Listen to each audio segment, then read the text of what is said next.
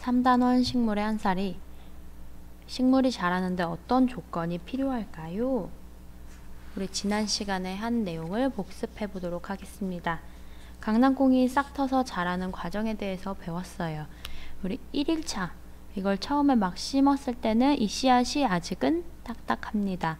그런데 3에서 5일 지나면서 얘가 물을 흡수하면서 부풀어 올라요. 부풀어 오르면 우리 배꼽 부분에서 뿌리가 나온다고 했었나요? 아니죠. 배꼽 위에 부분에서 일주일 정도 지나면서 뿌리가 나옵니다. 그러면 7에서 10일 정도 지나면 껍질이 벗겨지고 떡잎 2장이 바깥으로 나옵니다. 그 떡잎 2장 사이로 본잎이 나오게 돼요. 이 본잎이 더 자라면서 떡잎은 시들해집니다. 이 떡잎이 무슨 역할을 한다고 했나요? 얘네가 자라는데 필요한 영양분을 제공한다고 했습니다. 그럼 오늘은 과학책 58쪽, 59쪽, 실험관찰 29쪽에 나오는 식물이 자라는데 어떤 조건이 필요한지에 대해서 알아보도록 하겠습니다. 학습 목표, 식물이 자라는데 필요한 조건을 알아보는 실험 결과를 예상해 봅시다. 계획한 방법에 따라 실험을 하고 식물이 자라는데 필요한 조건을 설명해 봅시다. 여러분들의 경험을 한번 떠올려 보도록 하겠습니다. 혹시 식물을 키우다가 식물이 잘 자라지 않았던 경험이 있나요? 식물이 잘 자라는데 필요한 건 뭘까요? 왜 어떤 식물은 잘 자라고 어떤 식물은 잘 자라지 않을까요? 우리는 이 조건들에 대해서 알아보도록 하겠습니다. 싹이 텄네. 내 식물은 왜 잘 자라지 않았지? 내 것은 잘 자랐어. 거름 때문일까? 햇빛 때문일까? 무엇 때문이지? 왜 이런 현상이 일어났을까요? 우리는 여러 가지를 추측해 볼 수 있는데 그 중에서 물이 어떤 영향을 미치는지 예상해보고 실험해보도록 하겠습니다. 여러분들 먼저 실험 관찰 28쪽을 봐주세요. 식물이 자라는데 필요한 조건 예상하기. 식물이 자라는데 물이 어떤 영향을 미치는지 알아보려고 합니다. 그러면 물의 영향이니까 다르게 할 조건은 뭐가 될까요? 물이 되겠죠? 그러면 같게 할 조건은 화분의 크기, 식물의 종류, 빛, 온도, 양분 등 물 이외의 모든 것이 같게 할 조건이 됩니다. 물 이외의 모든 것이에요. 예상. 물을 준 화분, 물을 안 준 화분 둘 다 잘 자랄 수도 있고요. 물을 준 화분에서 잘 자랄 수도 있고요. 물을 주지 않은 화분에서 잘 자랄 수도 있고요. 여러분들은 이 세 가지 중에 하나를 골라 써보세요. 이거 말고도 있으면 적어도 좋습니다. 그러면 이제 식물이 자라는데 필요한 조건을 알아보도록 하겠습니다. 식물이 자라는데 필요한 조건 알아보기. 무엇이 필요할까요? 식물의 비슷한 크기로 자란 화분 2개, 물이 담긴 물뿌리개가 필요합니다. 어떻게 할까요? 식물이 자라는데 물이 어떤 영향을 미치는지 알아보려고 합니다. 실험에서 다르게 할 조건과 같게 할 조건, 우리 이거 이미 봤어요. 물이 미치는 영향, 다르게 하는 것은 물이었죠. 물 주는 거, 주지 않는 거. 같게 하는 것은 요거 다음 이외의 것은 다 같게 해요. 실험 장소, 흙의 종류, 빛을 쐬는 시간, 주변 온도, 자람 상태 다 됩니다. 물을 준 화분의 강낭콩과 물을 주지 않은 화분의 강낭콩을 어떻게 뜰지 예상해 봅시다. 이것도 이미 예상했어요. 둘 다 잘 자랄 거다. 물을 준 게 잘 자랄 거다. 주지 않은 게 잘 자랄 거다. 예상했죠. 비슷한 크기로 자란 강낭콩 화분 2개 중에 한 화분은 물을 적당히 주고 다른 화분은 물을 주지 않습니다. 며칠 동안 한 일주일 정도 강낭콩의 변화를 관찰해서 써보면 됩니다. 물을 주는 거 어떻게 될까요? 주지 않는 거 어떻게 될까요? 우리 결과를 미리 살펴보도록 할게요. 물을 주는 것과 물을 주지 않는 것을 한 일주일 정도 지나보면 이렇게 됩니다. 물을 적당히 준 거는 잘 자랐죠. 싱싱하죠. 물을 주지 않은 게 얘네가 축 늘어져 있어요.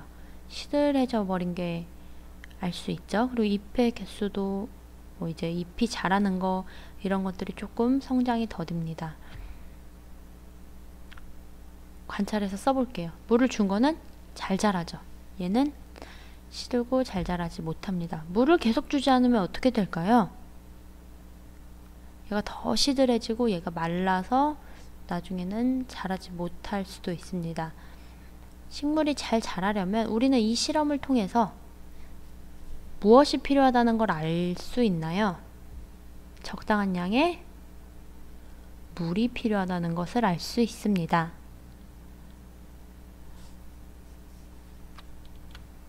식물이 잘 자라려면 적당한 양의 물이 필요합니다.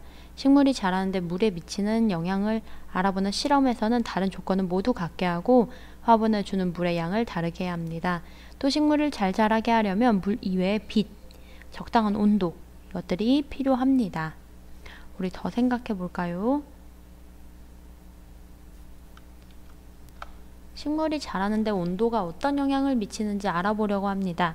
다르게 할 조건, 같게 할 조건. 우리 영향을 주는 그 요인을 다르게 할 조건에 넣었죠. 뭐 하나는 상온, 하나는 냉장고처럼요. 같게 할 조건 이외에 나머지 모든 것입니다. 화분의 크기, 식물의 종류, 기르는 장소, 물, 양분 등등이 됩니다. 한 걸음 더. 식물 성장에 물이 왜 필요할까요? 물이 필요한 이유에 대해서 생각해 보도록 하겠습니다. 결론부터 얘기를 해주면요. 포도당을 합성하고 양분을 이동시킵니다. 물은 식물이 광합성을 할 때 이산화탄소와 함께 흡수해서 포도당을 합성하는 데 사용돼요.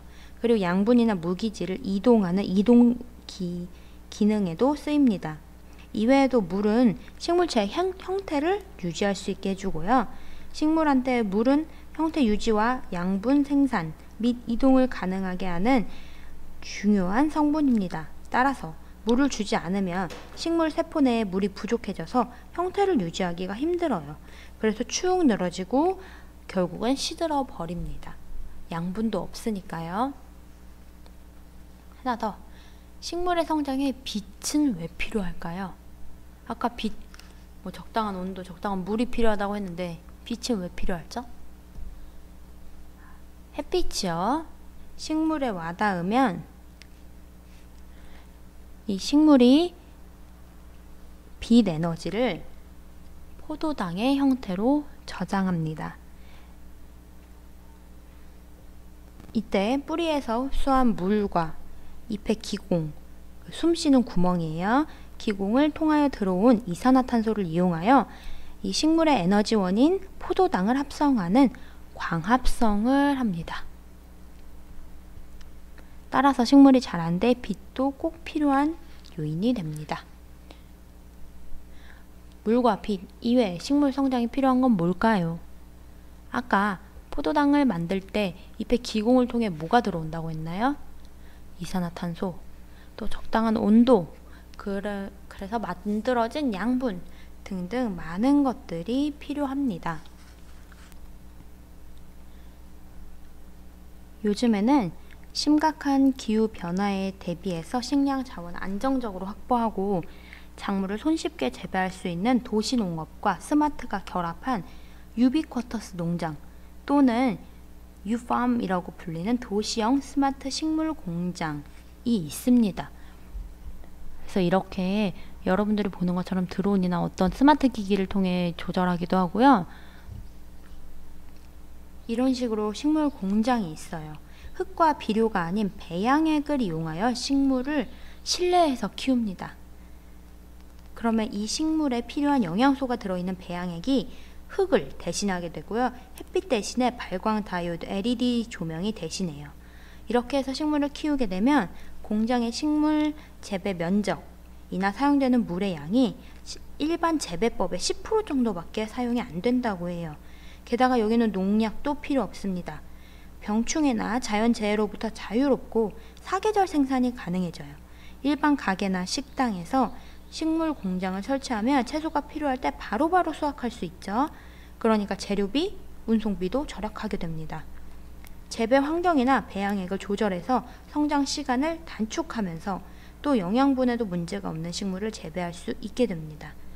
아파트처럼 적층형으로 이런 식으로 위에 쌓아지도록 설계를 하면 동일 면적에서 최대 10배 이상의 수확을 거둘 수도 있게 돼요. 전통적인 방식으로 재배자가 직접 식물의 생육 상태를 감지하고 관리하는 것이 있지만 여기에서는 3차원 감지 촬영기가 농작물 사이를 이동해요. 그러면서 얼마나 잘 자라고 있는지, 줄기는 탄력적인지, 싱싱한지 등을 관찰하고 얘네가 싱싱하지 않다면 배양액, 발광 다이오드 LED, 빛의 양 이런 거를 조절하면서 식물이 잘 성장할 수 있는 조건으로 환경을 만든다고 합니다. 참 신기하죠? 우리가 이제 식물이 자라는데 필요한 조건에 대해서 알아보았습니다. 요즘은 그걸 대체할 수 있는 것들도 나온다는 것을 같이 살펴봤습니다. 다음 시간에는 잎과 줄기가 자라면서 어떻게 변화하는지 알아보도록 하겠습니다.